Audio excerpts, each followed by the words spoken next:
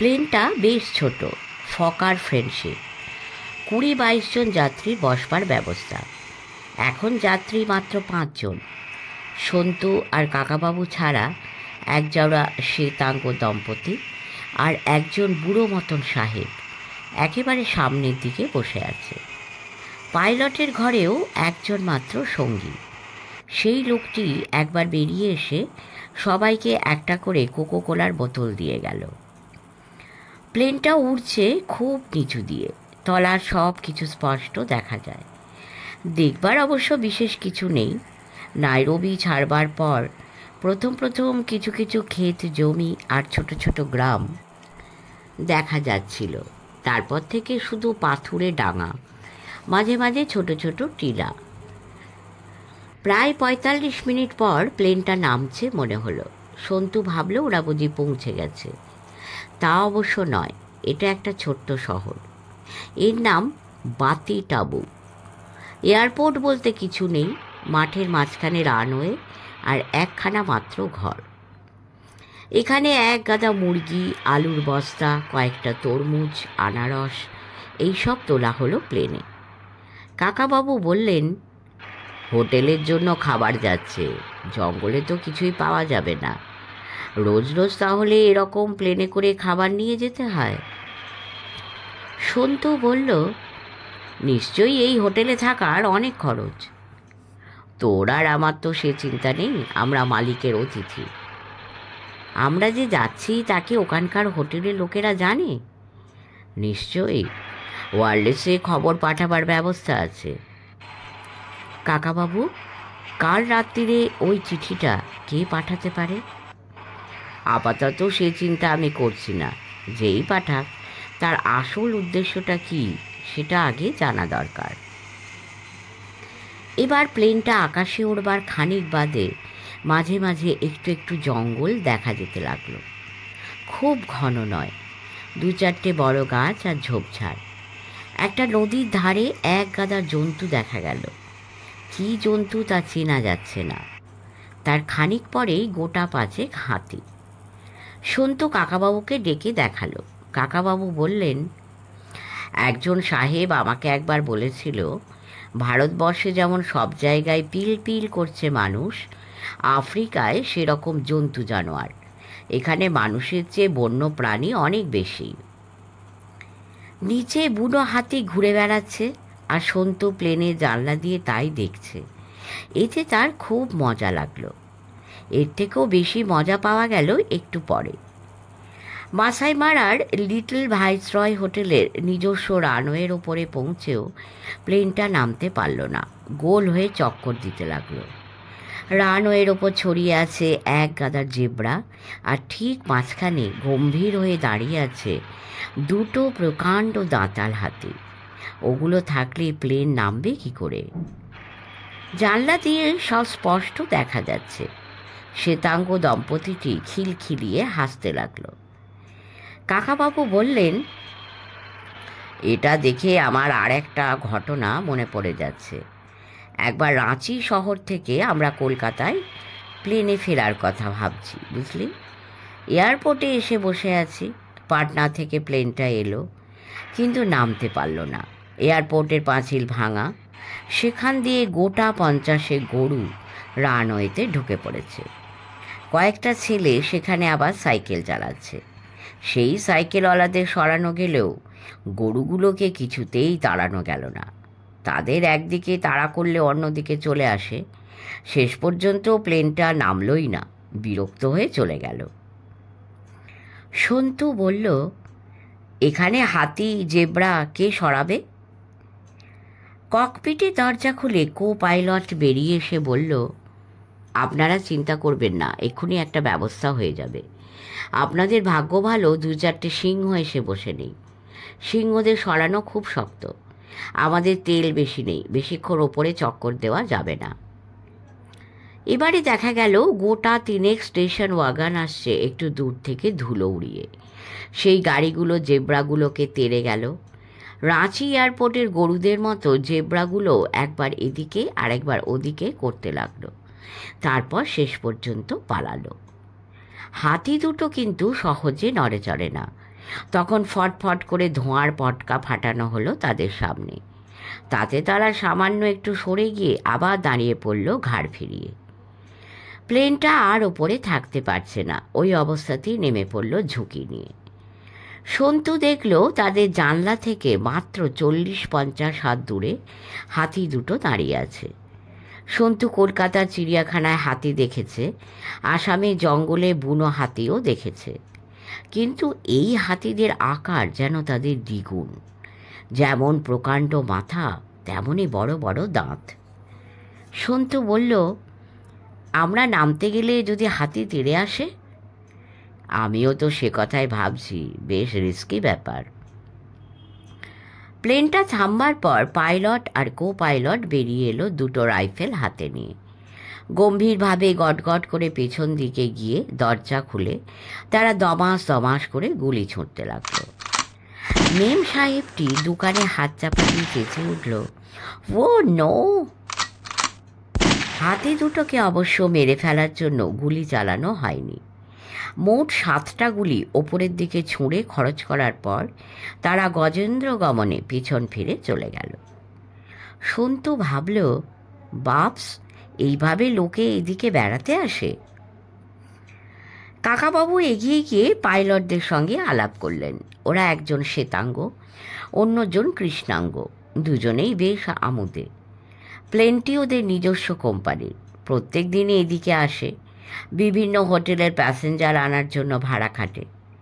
কাকাবাবুর বগলে ক্রাচ দেখে শ্বেতাঙ্গটি বলল, তুমি কিন্তু এদিকে কখনো একলা একলা বেরিও না, যখন তখন সিংহের সামনে পড়ে যেতে পারো, তখন পালাতে পারবে না। কাকাবাবু হাসতে হাসতে বললেন, তুমি কি জাতে ব্রিটিশ? জানো না, ব্রিটিশ সিংহের সঙ্গে লড়াই করে আমরা ভারতের স্বাধীনতা পেয়েছি।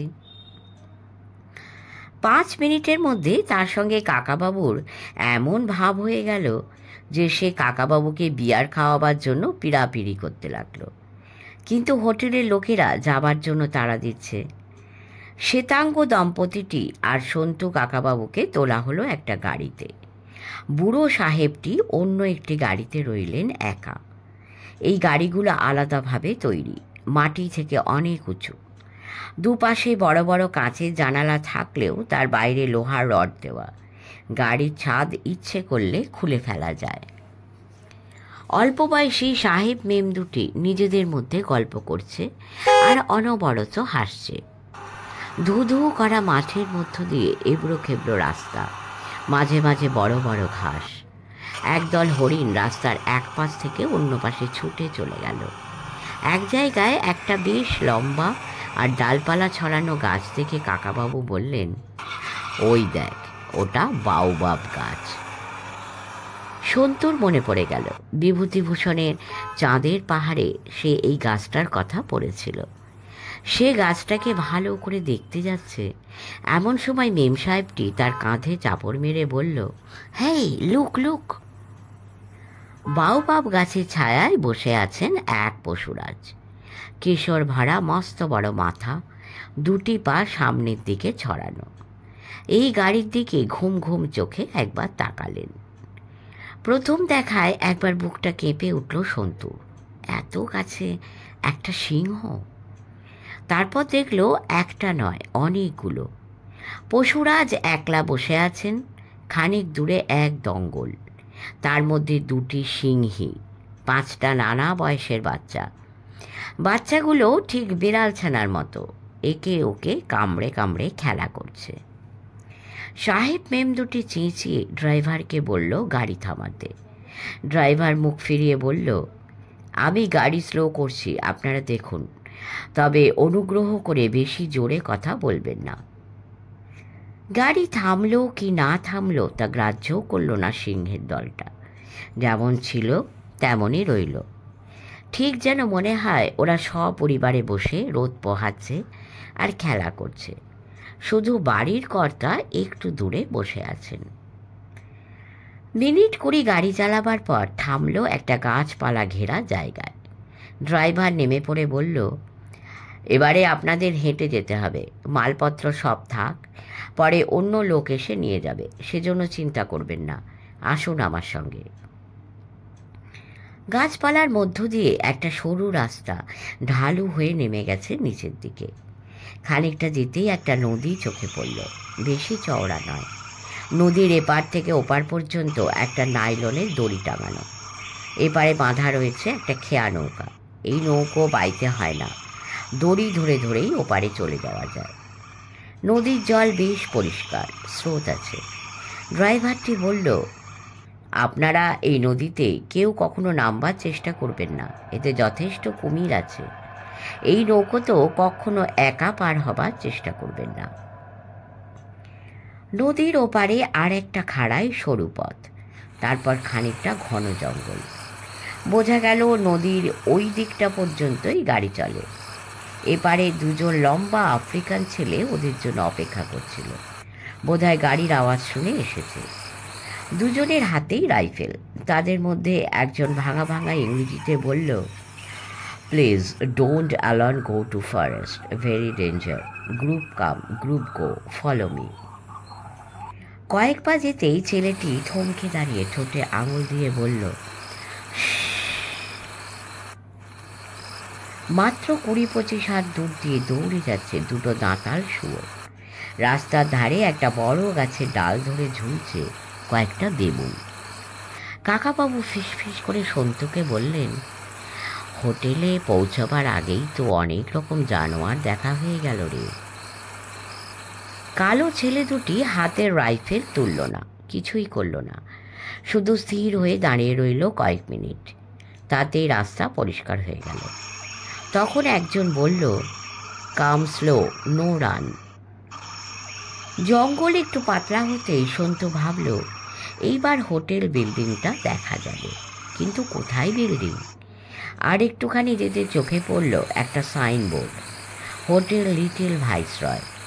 তার ওপাশে খানিকটা ব্যবধানে দুটো তাঁবু, একটা বেশ বড় আর একটা মাঝারি। সেটার গায়ে লেখা আছে অফিস। এই নাকি হোটেল? এ কি হোটেলের ছিরি? তবে যে অশোক দেশাই বলেছিলেন বিরাট হোটেল। ওরা সেই অফিস তাঁবুর কাছে আসতেই একজন বেশ স্মার্ট চেহারার কালো যুবক বেরিয়ে এসে হাসি মুখে বলল, ওয়েলকাম ওয়েলকাম। আজকের দিনটা খুব সুন্দর, তাই না? দেখুন, বৃষ্টি নেই, ঝকঝকে রোদ উঠেছে। আপনারা সুন্দরভাবে বেড়াতে পারবেন।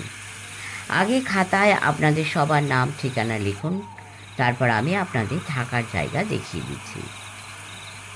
কাকাবাবুর দিকে এগিয়ে এসে যুবকটি বলল, আশা করি আপনি মিস্টার রায়চৌধুরী। কাল রাত্রিরেই আপনাদের আসার খবর পেয়েছি। আমি 24 ঘন্টায় এখানে থাকি। আপনার যখন যা দরকার হয় আমাকে বলবেন। খাতায় নাম টাম লেখা হয়ে যাবার পর সেই ম্যানেজার সবাইকে নিয়ে সামনের দিকে এগোলো। দেখা গেল ওই বড় তাঁবুটা হলো খাবার ঘর। তারপর ডান পাশে একটা জলাভূমি, বাঁ দিকে জঙ্গল। সেই জঙ্গলের ফাঁকে ফাঁকে খানিকটা দূরে দূরে ছড়ানো আরও অনেক তাঁবু, অন্তত গোটা 40 তো হবেই। এই তাঁবুগুলোই হোটেল ঘর। সবুজ তাঁবুগুলো জঙ্গলের সঙ্গে মিশে আছে, তাই জঙ্গলের সৌন্দর্য নষ্ট হয়নি। এখানে একটা সিমেন্ট কংক্রিটের মস্ত বড় বাড়ি থাকলে বিচ্ছিরি দেখাতো। ডান পাশে জলাভূমিতে জল বেশি নেই, মাঝে মাঝে ঘাস গজিয়েছে। সেখানে ঘুরে বেড়াচ্ছে কতগুলো মোষ। মাঝখানে একটা দ্বীপের মতো জায়গায় এক ঝাঁক বেবুন ও বুনো শুয়োর। বেশ খানিকটা দূরে আবঝা আবঝাভাবে দেখা যাচ্ছে কয়েকটা হাতি। ম্যানেজারটি বলল, আপনারা কেউ এই জলাভূমিতে নামবেন না। যে কোনো জন্তু যখন তখন এখানে এসে পড়তে পারে, তাতে ভয় পাবার কিছু নেই। সব জন্তুরই নিজস্ব খাদ্য এখানে প্রচুর আছে। সেই জন্য মানুষ ওদের ক্ষতি না করলে ওরাও মানুষের কোনো ক্ষতি করে না। তবে একটা ব্যাপারে খুব সাবধান। এই যে মোষগুলো দেখছেন, আপাত নিরীহ মনে হলেও ওরাই আফ্রিকার সবচেয়ে সাংঘাতিক প্রাণী। ওদের কাছাকাছি খবরদার যাবেন না। ওরা অত্যন্ত বদরাগী। একমাত্র ওরাই বিনা কারণে মানুষ দেখলে ঢুঁসিয়ে পেট ফুটো করে দেয়। ওরা দল বেঁধে থাকলে সিংহ কাছে ঘেঁষে না। সন্তু শুনে খুব অবাক হলো। মোষগুলোকে তো আমাদের দেশের মোষের মতনই দেখতে প্রায়, তবে এদের পায়ের কাছে একটু সাদা ছোপ, মনে হয় যেন সাদা মোজা পরা। জলাভূমি ছেড়ে এই মোষগুলো যদি তাঁবুর কাছে চলে আসে। অধিকাংশ তাঁবুই খালি, একটা দুটো লোককে মাত্র দেখা গেল। সন্তুদের দেওয়া হলো 34 নম্বর তাঁবু। তার পেছন দিকটায় বাঁশবন, ডান পাশে বাঁ পাশেও এমন ঝোপঝাড় যে সেখান থেকে অন্য কোনো তাঁবু দেখতে পাওয়া যায় না। ম্যানেজার বলল, আপনারা একটু বিশ্রাম নিন, আপনাদের মালপত্র এক্ষুনি পৌঁছে যাচ্ছে। 12:30টার সময় লাঞ্চ দেওয়া হবে। প্রথম যে বড় তাঁবুটা দেখেছিলেন সেখানে চলে আসবেন। এই তাঁবু সাধারণ তাঁবু নয়, স্পেশালভাবে তৈরি, নাইলনের তৈরি, এমন পুরো বনাত যে ছুরি দিয়েও কাটা যাবে না। ব্যবস্থা দেখে কাকাবাবু পর্যন্ত মুগ্ধ হয়ে বললেন, বাহ, এরকম আশাই করিনি। তাঁবুর সামনেটায় একটা ছোট বারান্দায় বসবার জায়গা, সেখানে রয়েছে 3-4টে চেয়ার আর একটা নিচু টেবিল। তারপর ভেতরে ঢোকার দরজা, মাঝখানে একটা জিপার টেনে খুললেই দরজার দুটো পাল্লা হয়ে যায়। ভেতরে দুপাশে দুটো খাট পাতা, তাতে ধপধপে সাদা বিছানা, ঠিক যেন কোনো ভালো হোটেলের ডাবল বেডরুম। শিওরের কাছে ছোট টেবিল, তার উপরে বাইবেল ও কয়েকটা পত্রপত্রিকা, এমনকি দেওয়ালে প্রাকৃতিক দৃশ্যের ছবিও টাঙানো আছে। দুদিকে দুটি জানলা, তাতে তারের জাল। পেছন দিকে আবার জিপার টেনে দরজা খুললে একটুখানি ফাঁকা জায়গা। তারপর আরেকটা ছোট তাঁবু, সেটা বাথরুম। সেই বাথরুমের ব্যবস্থা দেখলে হক চকিয়ে যেতে হয়। তাতে কোমোড আছে, শাওয়ার আছে, বেসিন আছে। সেই বেসিনে দুটো কল। সন্তু খুলে দেখলো একটা দিয়ে ঠান্ডা আর একটা দিয়ে গরম জল বেরোচ্ছে। সব কিছু একেবারে নিখুঁত আর ঝকঝকে পরিষ্কার। ওরা দুজনে সামনের বারান্দায় চেয়ার টেনে বসলো। যদিও ঝকঝকে রোদ উঠেছে, তবু গরম নেই। প্রথম 10-15 মিনিট ওরা চুপ করে বসে রইল। সামনে দৃশ্য দেখলে চোখ জুড়িয়ে যায়। জলাভূমিতে নানা রকম প্রাণী আসছে, চলে যাচ্ছে। একদল হরিণ খেলছে আপন মনে। কিছু মানুষ যে ওদের দেখছে, সেদিকে ওদের হুঁশই নেই। এই প্রথম সন্তু জিরাফ দেখতে পেল। একজোড়া জিরাফ নাচের ভঙ্গিতে আস্তে আস্তে ছুটে এসে আবার জলাভূমির ডান পাশের জঙ্গলে মিলিয়ে গেল। কাছাকাছি কি একটা পাখি শীষ দিচ্ছে, পাখিটাকে দেখা যাচ্ছে না। কাকাবাবু একসময় বললেন, এখানে বসে বসেই তো সারাটা দিন কাটিয়ে যাওয়া যায় রে। হ্যাঁ, এখনো আমার চোখে ঠিক বিশ্বাস হচ্ছে না। এখানে যারা বেড়াতে আসে তাদের পয়সা খরচ সার্থক হয়ে যায়, কিন্তু হোটেলটা তো সত্যি চলছে না দেখছি। এতগুলো তাঁবু খালি। এত বড় হোটেল যখন বানিয়েছে তখন একসময় নিশ্চয়ই প্রচুর লোক আসতো। হঠাৎ ফরফর শব্দ শুনে সন্তু চমকে উঠল। তাঁবুর খুব কাছেই একটা জেব্রা এসে নিঃশ্বাস ফেলছে। এই জেব্রাটা পিছনের বাঁশবনের দিক থেকে এসেছে। দৌড়ে এসে থমকে দাঁড়িয়ে অবাক চোখ মেলে সে এই মানুষ দুটিকে দেখছে। এত কাছ থেকে সন্তু কখনো জেব্রা দেখেনি। তার গায়ে চামড়া কি মসৃণ, ঠিক সিল্কের মতন। সাদা শরীরে কালো ডোরাগুলো যেন কোনো শিল্পীর আঁকা। মুখখানা কচি বাচ্চাদের মতো সরল। সন্তু উঠে দাঁড়িয়ে বলল, কাকাবাবু, ওর গায়ে একটু হাত বুলিয়ে দেব? জেব্রাগুলো তো এমনিতে খুব শান্ত হয় শুনেছি, তবে লাথি টাথি ছোড়ে কি না তা জানি না। চেষ্টা করে দেখ। সন্তু বারান্দা থেকে নামতেই জেব্রাটা বিদ্যুৎ গতিতে পেছন ফিরে পোঁ পোঁ করে ছুট লাগালো। এই সময় একটি আফ্রিকান ছেলে এলো ওদের সুটকেস দুটো বয়ে নিয়ে। সে দুটো বারান্দায় নামিয়ে রেখে সে জিজ্ঞেস করলো, you need anything sir? Tea, coffee, beer, fruits? No? Coca-Cola, 7 up? No?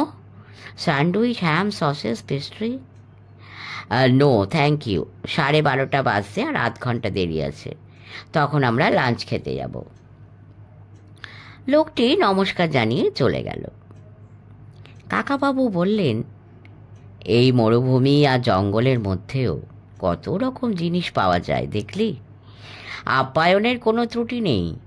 একটা জিনিস লক্ষ্য করেছিস? নদীর ধার থেকে যে ছেলে দুটি বন্দুক হাতে নিয়ে আমাদের পথ দেখিয়ে নিয়ে এলো, তাদের সঙ্গে এই লোকটার চেহারার অনেক তফাৎ। এই লোকটা বেঁটে, ওরা দুজন খুব লম্বা। এখানে তো অনেক উপজাতি আছে, তাদের ভাষা আলাদা, চেহারাও আলাদা, গায়ের রঙও দেখবি সবার সমান কালো নয়। ওই লম্বা ছেলে দুটো খুব সম্ভবত মাসাই। এই মাসাইরা খুব সাহসী যোদ্ধা হয়, আর খুব আত্মসম্মান জ্ঞান এদের। ও, তাহলে এই উপজাতিদের নামেই জায়গাটির নাম মাসাই মারা। মারা মানে কি তা আমি জানি না, তবে মারা নামে এদিকে একটা নদী আছে। এই সময় একজন প্রৌঢ় শ্বেতাঙ্গ আস্তে আস্তে হেঁটে এসে এই তাঁবুর সামনে দাঁড়িয়ে বলল, গুড মর্নিং। তোমরা বুঝি আজকেই এলে? Good morning. হ্যাঁ, আমরা নতুন এসেছি। আপনি কতদিন আছেন? লোকটি একটু কাছে এসে বলল, আমি এসেছি প্রায় 2 সপ্তাহ হয়ে গেল, আরও কিছুদিন থাকব। কাকাবাবু লোকটির সঙ্গে আলাপ করবার জন্য ব্যস্ত হয়ে উঠে একটা চেয়ার এগিয়ে দিয়ে তাকে বসবার জন্য অনুরোধ করলেন। লোকটির নাম ওলেন, জাতি সুইডিশ। তিনি একজন নাট্যকার। নিরিবিলিতে এখানে একটি নতুন নাটক লিখতে এসেছেন। 2 বছর আগে তিনি এখানে আর একবার এসেছিলেন। সেবার যে নাটকটি লিখেছিলেন সেটি সুইডেনে খুব জনপ্রিয় হয়েছে, ইংরাজিতেও অনুবাদ বেরিয়েছে। কাকাবাবু বললেন, আপনাদের দেশের ইয়ংমার বার্গম্যানের অনেকগুলো ফিল্ম আমি দেখেছি, আমার খুবই ভালো লেগেছে। গুনার ওলেন হেসে বললেন, আমার সঙ্গে কোনো বিদেশি দেখা হলে ওই নামটাই সবাই বলে। হ্যাঁ, ইয়ংমার এখন আমাদের দেশের সবচেয়ে বিখ্যাত ব্যক্তি। আপনারা কি ইন্ডিয়া থেকে এসেছেন? হ্যাঁ। বেড়াতে? হ্যাঁ, বেড়াতেই। আমি আপনার মতো লেখক নই। আপনি তো 2 বছর আগে এখানে এসেছিলেন বললেন, তখনকার থেকে এখন কোনো তফাৎ দেখছেন জায়গাটার? জায়গাটা একই রকম আছে, তবে 2 বছর আগে এই হোটেলটা ভর্তি দেখেছি। লোকজনে জমজমাট ছিল, এবার তো প্রায় ফাঁকা। গতকাল পর্যন্ত 7 জন ছিল মাত্র, তার মধ্যে 5 জন চলে গেল। আজ আপনারা কজন এলেন? কম লোক এলে হোটেলের ক্ষতি হয় বটে, কিন্তু আমার পক্ষে ভালো। আমি নির্জনতা পছন্দ করি। আচ্ছা মিস্টার ওলেন, আমরা তো নতুন এসেছি, আপনার কাছ থেকে কয়েকটা কথা জেনে নিই। এখানে কোনো ভয় টয় নেই তো? এই যে এত জন্তু জানোয়ার কাছাকাছি ঘুরে বেড়ায়, রাত্রে কোনো হিংস্র প্রাণী আক্রমণ করতে পারে না?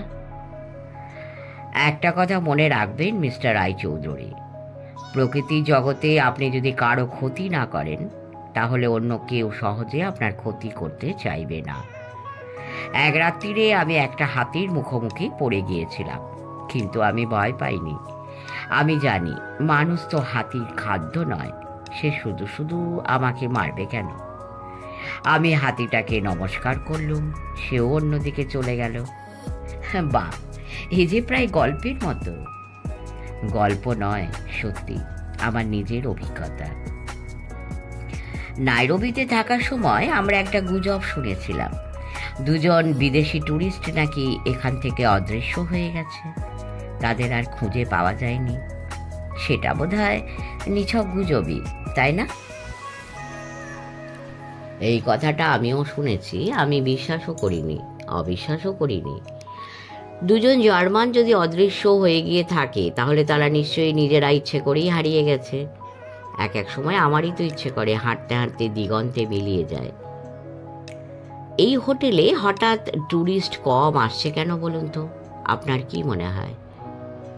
আমার কিছু মনে হয় না, যত কম লোক আসে ততই ভালো। বেশি লোক এসে জঙ্গলের মধ্যে হইচই করে, সেটা আমার মোটেই পছন্দ নয়। তা অবশ্য আপনি ঠিকই বলেছেন মিস্টার ওলেন। আপনার নাম কি যেন বললেন? মিস্টার রোয়া চৌধুরী। রায় চৌধুরী, তবে শুধু রায় বা রোয়া বললেও ক্ষতি নেই। গুনার ওলেন সন্তুর দিকে তাকিয়ে রইলেন কয়েক পলক, তারপর কাকাবাবুকে বললেন, মিস্টার রোয়া চৌধুরী, আপনি যে জঙ্গল দেখবেন তা এই কিশোরটির চোখ দিয়ে দেখুন। এই বয়সটায় সব কিছু দু চোখ ভরে দেখতে জানে। আমি জন্মেছি সুইডেনের একটা দ্বীপে, সেখানে প্রচুর জঙ্গল ছিল। এখন আমি পৃথিবীর যে কোনো জঙ্গলে বেড়াতে গেলেই আমার ছোটবেলার কথা মনে পড়ে যায়। এই সময় ঝুনঝুন করে একটা বেল বেজে উঠল বেশ খানিকটা দূরে, খুব সম্ভবত অফিস তাঁবুর কাছ থেকে। কাকাবাবু বললেন, ওই বোধহয় খাবার ঘন্টা বাজছে। গুনার ওলেন হেসে বললেন, না, এটা সে ঘন্টা নয়, এটা হাতি আসার ঘন্টা। কাছাকাছি নিশ্চয়ই কোনো হাতির পাল এসে পড়েছে, তখন ঘন্টা বাজিয়ে এরা আমাদের তাঁবুর বাইরে যেতে নিষেধ করে। সে কি, এইসব তাঁবুর কাছেও হাতি আসে নাকি? এরা যখন খুশি আসবে, সেটাই তো স্বাভাবিক, তাই না? আমরাই ওদের জায়গা দখল করে বসে আছি। তবে চিন্তার কিছু নেই, আফ্রিকার হাতি মানুষ পছন্দ করে না, মানুষ দেখলে তারাই অবজ্ঞার সঙ্গে দূরে সরে যায়। তারপর তিনি সন্তুর দিকে ভুরু নাচিয়ে জিজ্ঞেস করলেন, তোমার বুঝি হাতিগুলোকে দেখার ইচ্ছে হচ্ছে? চলো না, এগিয়ে দেখা যাক। গুনার ওলেন সন্তুর কাঁধে হাত দিয়ে জলাভূমির কাছে চলে গেলেন। কাকাবাবু কোটের পকেটে হাত দিয়ে খুঁজতে লাগলেন কি যেন। বেশ কয়েক বছর আগে তিনি চুরুট খাওয়া ছেড়ে দিয়েছেন, কিন্তু এখনো উত্তেজনার মুহূর্তে চুরুটের জন্য তার হাত ফিসফিস করে। চুরুট না খেলেও কাকাবাবু পকেটে সব সময় একটা লাইটার রাখেন। অনেক সময় ওটা অস্ত্র হিসেবে কাজে লাগে। সেই লাইটার বার করে তিনি আপন মনে জ্বালতে লাগলেন। সন্তুরা অবশ্য হাতির পালটা দেখতে পেল না। দূরের জঙ্গলে হোটেলের কর্মীরা পটকা ফাটাচ্ছে, সেই ধোঁয়া উঠছে। একটু বাদে অল ক্লিয়ার ঘন্টা বাজল। ওরা এবার খেতে গেল বড় তাঁবুটার দিকে। সুন্দর রোদ ঝিকিমিকি দিন বলে খাওয়ার ব্যবস্থা হয়েছে বাইরে। অনেকগুলো টেবিল এনে পাতা হয়েছে। ওপেন এয়ারে বুফে লাঞ্চ, অনেক রকম খাবার, যে যত খুশি খেতে পারে। সন্তু গুনে দেখলো খেতে বসেছে ওরা মাত্র 8 জন, আর হোটেলের 11 জন কর্মচারী ওদের দেখাশোনা করছে। কি করুণ অবস্থা এই হোটেলের। যে শাহিদ মেম দম্পতিটি ওদের সঙ্গে একই প্লেনে এসেছিল, তাদের সঙ্গে আলাপ হলো। ওরা আমেরিকান, বিয়ে করার পর বেড়াতে এসেছে। কিছুদিন আগে যে এই হোটেল থেকে 2 জন ট্যুরিস্ট অদৃশ্য হয়ে গেছে, সে কথা ওরা জানে না। আর ঘোষণা প্রৌঢ় দম্পতি এখানে রয়েছেন দিন 5 ধরে। কাকাবাবু তাদের সঙ্গেও যেচে আলাপ করলেন। সেই ভদ্রলোক ভদ্রমহিলারও এই হোটেল সম্পর্কে কোনো অভিযোগ নেই। এরা জাতিতে পর্তুগিজ, স্বামী আর স্ত্রী দুজনেই চাকরি থেকে রিটায়ার করার পর সারা পৃথিবীতে অ্যাডভেঞ্চার খুঁজতে বেরিয়েছেন। দুজনেই বেশ মজার মজার কথা বলেন। সন্তুদের সঙ্গে একই প্লেনে আরেকজন বুড়ো সাহেব এসেছিলেন। তিনি খেতে বসলেন একা একটা টেবিলে, অন্য কারোর দিকে তাকাচ্ছেন না। তিনি উঠে উঠে নিজের খাবারও নিতে যাচ্ছেন না। হোটেল কর্মীরা তার খাবার এনে দিচ্ছে, তিনি একটু করে খাচ্ছেন আর অনেকক্ষণ উদাসভাবে তাকিয়ে থাকছেন জলাভূমির দিকে। হোটেলের ম্যানেজারটি এসে খাওয়া দাওয়া শেষ করার আধ ঘন্টার পরে সবাইকে বেড়াতে নিয়ে যাওয়া হবে বলে ঘোষণা করল। নদীর ওপারে গাড়ি তৈরি আছে। খাওয়া শেষ করে কাকাবাবু ক্রাচ বগলে নিয়ে আস্তে আস্তে হেঁটে গিয়ে সেই বুড়ো সাহেবের টেবিলের কাছাকাছি গিয়ে দাঁড়ালেন। সন্তু একটা বায়োনোকুলার এনেছে, সেটা দিয়ে সে জলাভূমির দূরের জানোয়ারগুলোকে ভালো করে দেখবার চেষ্টা করছে। একটা জিনিস সে লক্ষ্য করেছে, এখানে কোনো কুকুর নেই। খোলা জায়গায় খেতে বসলে 2-1টা কুকুর এসে সামনে ঘুরঘুর করবে, এটাই যেন স্বাভাবিক মনে হয়। গুনার ওলেন অবশ্য সন্তুকে বলেছিলেন এখানে ঝাঁকে ঝাঁকে ওয়াইল্ড ডগস আছে। এরা এমনই হিংস্র যে মোষ কিংবা সিংহরাও এদের ভয় পায়। বুড়ো সাহেবটি একবার চোখ তুলতেই কাকাবাবু বললেন, শুভ দ্বীপ্রহর। এখানে রোদ বেশ চড়া, কিন্তু হাওয়াটা ঠান্ডা। এটা বেশ চমৎকার, তাই না? লোকটি গম্ভীরভাবে বলল, কাকাবাবু আবার বললেন, আপনার তো দেখছি এখনো কফি খাওয়া হয়নি। আমি আপনার টেবিলে বসে আরেক কাপ কফি পান করতে পারি কি? হ্যাঁ, নিশ্চয়ই। সন্তুর চোখে যদিও দূরবীন, তবু সে কান খাড়া করে সব কথা শুনছে। সে আগে কখনো কাকাবাবুকে এরকম সেদে সেদে অন্যদের সঙ্গে আলাপ করতে দেখেনি। সেই বৃদ্ধটি টেবিলে বসে কাকাবাবু বললেন, অতি সুন্দর জায়গা, ইচ্ছে করে এখানে অনেক দিন থেকে যেতে, তাই না? বৃদ্ধটি শুকনো গলায় বললেন, আপনার ভালো লাগছে এই জায়গাটা? হ্যাঁ, শুনে সুখী হলাম। কাকাবাবু জিজ্ঞেস করলেন, কেন আপনার এই জায়গাটা ভালো লাগছে না? ভালো লাগালাগির তো প্রশ্ন নয়। আমি প্রত্যেক বছর অন্তত 6 মাস করে এখানে থাকি। কাকাবাবু ভুরু তুলে বললেন, আপনি প্রতি বছরে 6 মাস? তার মানে কত বছর ধরে এখানে আসছেন? তা প্রায় 15 বছর হবে। 15 বছর? অর্থাৎ এই জায়গাটা আপনি এত ভালোবাসেন যে প্রতি বছর আপনাকে আসতেই হয়? এই জায়গাটা যে আমার খুব ভালো লাগে তা আমি বলতে পারবো না। মাঝে মাঝে বেশ খারাপও লাগে, একঘেয়ে লাগে, তবু আমাকে আসতেই হয়। খারাপ লাগে, একঘেয়ে লাগে, তবু আসতে হয়? ঠিক বুঝলাম না। তার মানে কি এই যে মাসায় মারা আপনাকে চুম্বকের মতো টানে, আপনি না এসে পারেন না? বৃদ্ধটি কাকাবাবুর চোখের দিকে তাকিয়ে রইলেন কয়েক মুহূর্ত। আস্তে আস্তে বললেন, চুম্বকের টানের ব্যাপার নয়, আমাকে আসতে হয় সম্পূর্ণ অন্য কারণে। আমার নাম P.L. লাফার্গ, আমি এই হোটেলটার মালিক। শেষ হলো 4র্থ পর্ব। পরের পর্ব শীঘ্রই দেবার চেষ্টা করব। মন দিয়ে শুনবেন, আশা করি মনোরঞ্জন করতে পারছি। পাশে থাকবেন, লাইক করবেন, কেমন লাগছে অবশ্যই কমেন্ট করবেন এবং সাবস্ক্রাইব করবেন। পরম করুণাময় আপনাদের মঙ্গল করুন। নমস্কার।